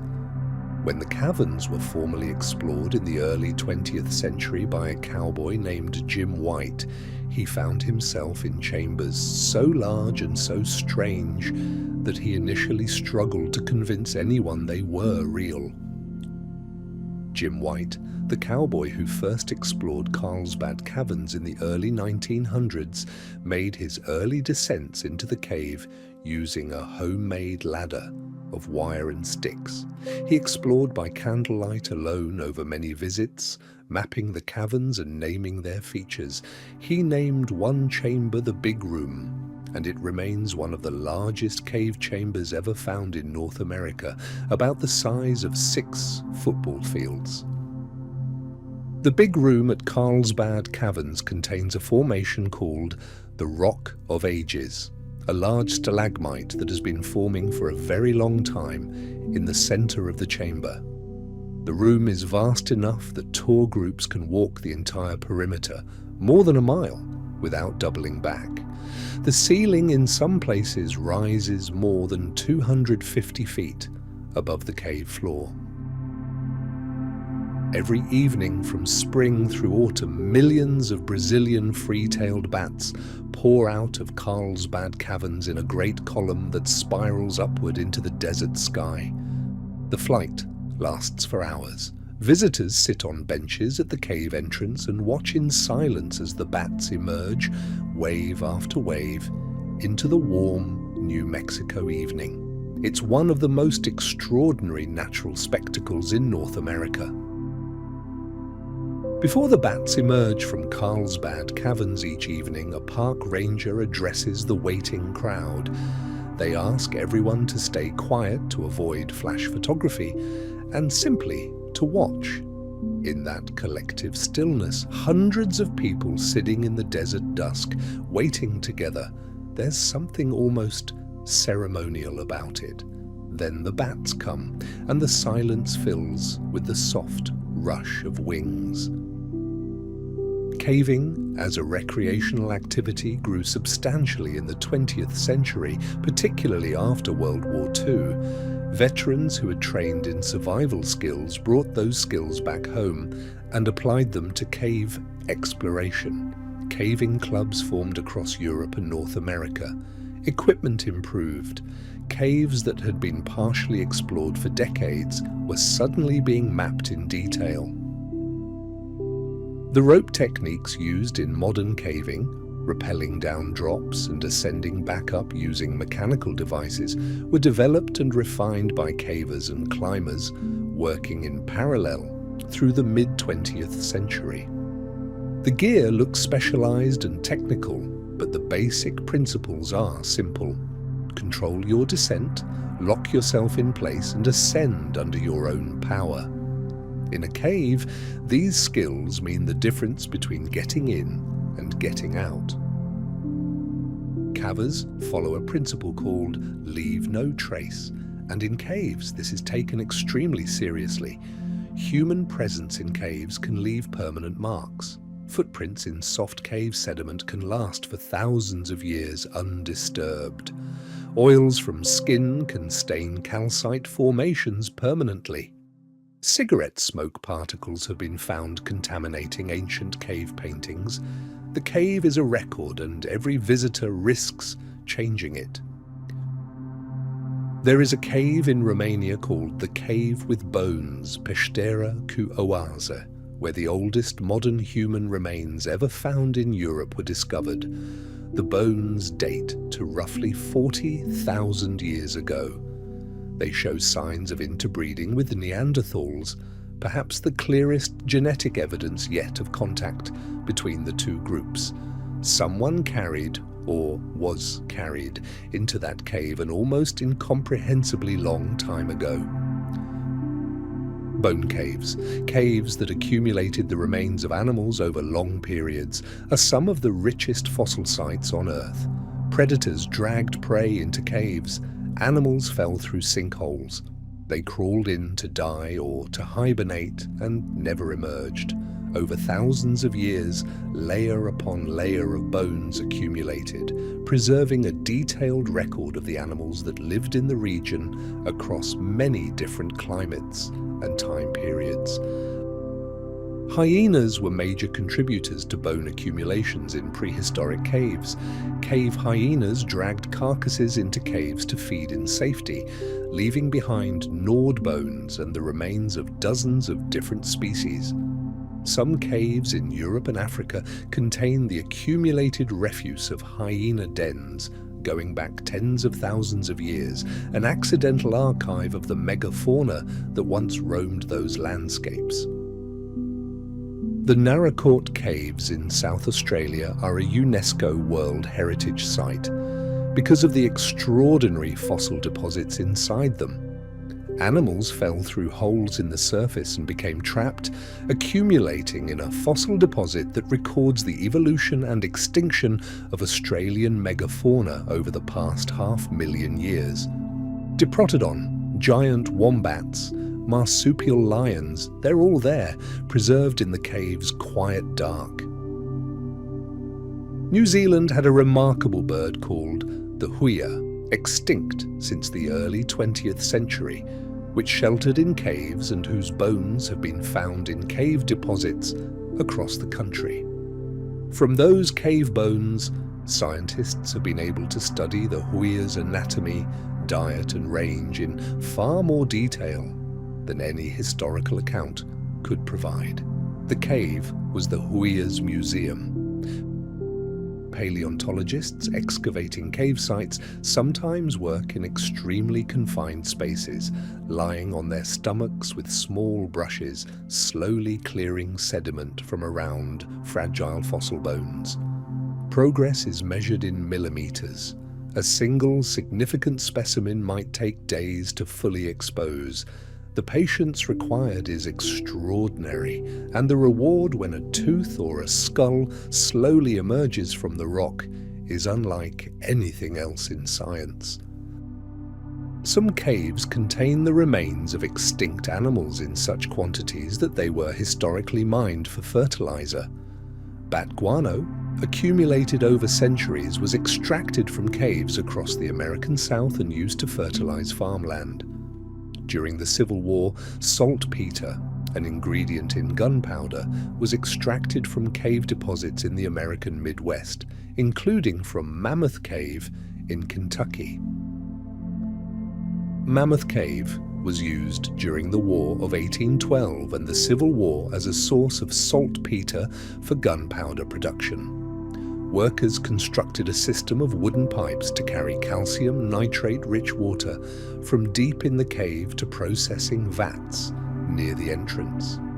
The remains of that system, the pipes, the vats, the stone foundations, are still visible in the cave today, 200 years later, preserved by the cave's stable, dry conditions. The first American cave guide of whom we have records was a man named Stephen Bishop, who began leading tours of Mammoth Cave in the 1830s. He was enslaved, owned by the man who owned the cave. Despite this, Bishop was known for his exceptional knowledge of the cave, his calm manner with visitors, and his skill at navigation in the dark passages. He mapped much of the cave from memory and named many of its features. His contributions shaped how the cave was understood for generations. The cave ecosystem that Bishop explored in Mammoth Cave in the 1830s is still largely intact today. The blind cave fish he discovered, small, pale, eyeless, still swim in the underground rivers. The cave crickets he documented still move through the passages. In the dark, life continues much as it did when he first described it, patient and unchanging. Caves in Hawaii formed by lava flows often contain remarkable communities of lava cave invertebrates, Blind beetles, blind spiders, blind crickets that have evolved on different Hawaiian islands in near-complete isolation from one another. Comparing the species on different islands has allowed scientists to trace the history of Hawaiian volcanic activity and the colonization of new lava tubes by surface animals over thousands of years. The Kauai cave wolf spider is among the rarest spiders in the world. It lives only in a small number of lava tube caves on the island of Kauai. It has reduced eyes and very pale coloring, and it's been found in only a handful of cave systems. Its entire global population may number in the hundreds. Every cave it inhabits is precious. The Kauai cave amphipod, a tiny crustacean living in the same Hawaiian caves as the cave wolf spider, was once thought to be extinct. No specimens had been found for decades. Then, in 2006, a small population was rediscovered in a lava tube cave. It remains critically endangered, but the rediscovery was a reminder that absence of evidence is not always evidence of absence. Sometimes things persist in the dark, unseen, waiting to be found again. Some caves breathe so strongly that you can feel the airflow on your skin from outside the entrance. The size of the airflow is often proportional to the size of the cave system behind it. A strong, steady breath of cave air can indicate that a large system lies beyond. Cave explorers sometimes call this kind of entrance a blowing cave, and they follow the air inward with great anticipation. Caves in desert regions can be remarkable oases of moisture. In the parched landscapes of the American Southwest or the Arabian Peninsula, a cave entrance may harbour ferns, mosses, and animals found nowhere else in the surrounding desert, drawn to the cool, moist air seeping out from underground. From the outside, the cave entrance looks like a small green smudge against an arid hillside. Inside, it's an entirely different world. The Majlis al-Jinn cave in Oman is one of the largest known cave chambers in the world. Its name means the gathering place of the spirits in Arabic. The chamber is so large, or more than 300 meters across, that clouds sometimes form inside it.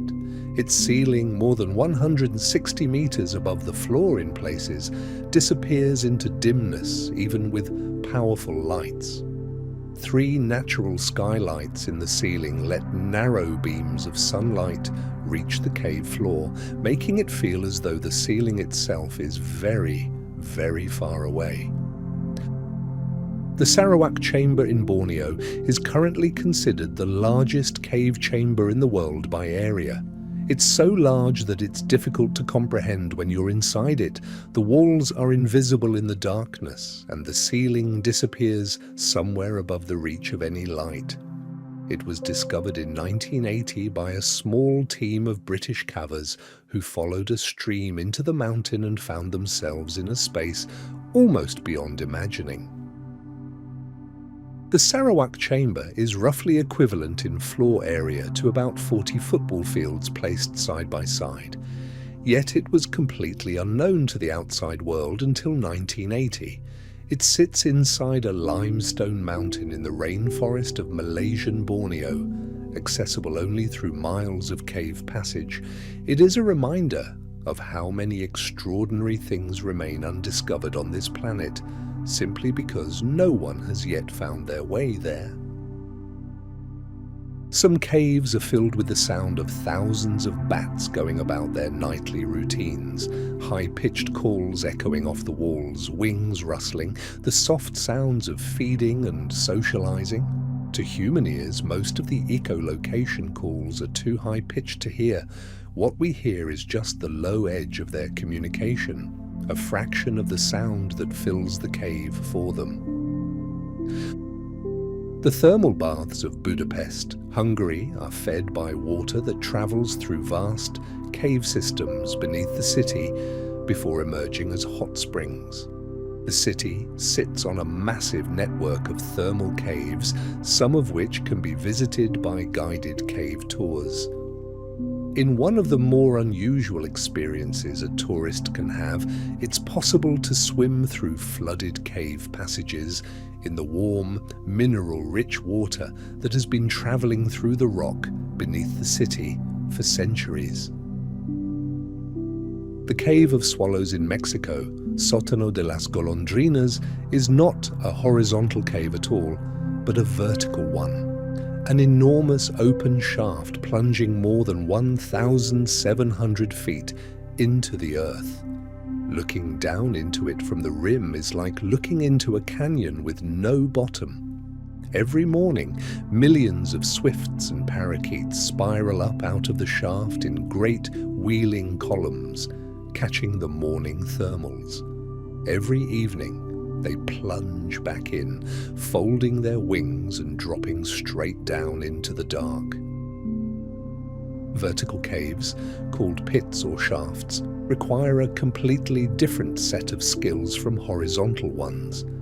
Entering them means descending on a rope into open space, the walls falling away around you. The bottom, if you can see it at all, is a circle of darkness far below. The silence in a deep pit is profound, interrupted only by the sound of your own breathing and the faint creak of the rope. Cavers who descend into pits sometimes describe a particular moment of transition, the point where the natural light from above finally fails, and only their headlamp illuminates the world. Above them, a shrinking circle of daylight. Below, the darkness they're descending into. It's a moment that many cavers find deeply moving, in a way that's hard to explain to someone who hasn't experienced it. Trogophiles are animals that prefer cave environments but can also survive on the surface. They're not fully adapted to cave life the way troglobites are, but they choose the cave when they can. Many species of salamander, spider, and beetle fall into this category and drawn to the cool, moist, dark environment of caves while remaining capable of living elsewhere, if necessary. Trogloxines are animals that use caves regularly but must return to the surface to feed. Bats are the most familiar example. They roost and raise their young underground, but they need to fly outside each night to catch insects. Cave swiftlets return to the surface to feed on flying insects. Even certain species of bear, though no longer cave-dwelling in the modern sense, historically used caves as seasonal dens. The spectacled bear of South America, the only bear native to that continent, sometimes uses caves and rock shelters as dens during the coldest parts of the year. Unlike its North American relatives, the spectacled bear doesn't hibernate fully. It simply rests in the cool shelter of a cave, slowing down a little, waiting for conditions to improve. Cave lions, cave bears, cave hyenas, the naming convention for prehistoric megafauna reflects how often their remains are found in caves. But these animals didn't necessarily live in caves. Many of them simply died there, or were dragged there by other predators, or used caves briefly as seasonal shelters. The cave preserved their remains when the open landscape did not. Some prehistoric cave paintings are found in passages so tight that a person can barely squeeze through them. The artist who painted those images must have been lying on their back or crouching in an impossibly small space, working by the light of a small lamp with the stone ceiling inches from their face. Whatever compelled them to paint in such an uncomfortable, inaccessible place, it was clearly important. In some decorated caves, the paintings are positioned in ways that only make sense from specific vantage points, not the most convenient places to stand, but the places from which the image looks most alive. This suggests that the artists thought carefully about where a viewer would stand and what they would experience. They were designing an encounter, not just leaving a mark. The earliest known three-dimensional art is a small sculpted lion's head found in Vogelherd Cave in Germany, dating back around 40,000 years. It's carved from mammoth ivory with surprising skill and detail. Someone sat in or near that cave all those thousands of years ago and carved a tiny lion with a stone blade. The impulse to make something beautiful, something that looked like the world, is apparently very old in us. And now, let your thoughts travel even further back. Deep within the earth, in the quiet dark of ancient caves, the first people pressed their hands to stone and breathed life into the walls around them. They painted the creatures they hunted, the journeys they survived, and the dreams that visited them in the night, trusting in a world far greater than themselves. And still those images remain, red, ochre hands reaching across 10,000 years, whispering I was here. I saw, I felt. You are connected to them just as you are to every flame that ever flickered against the dark. Rest now. Let the stillness of the deep earth settle around you like a gentle embrace. Good night.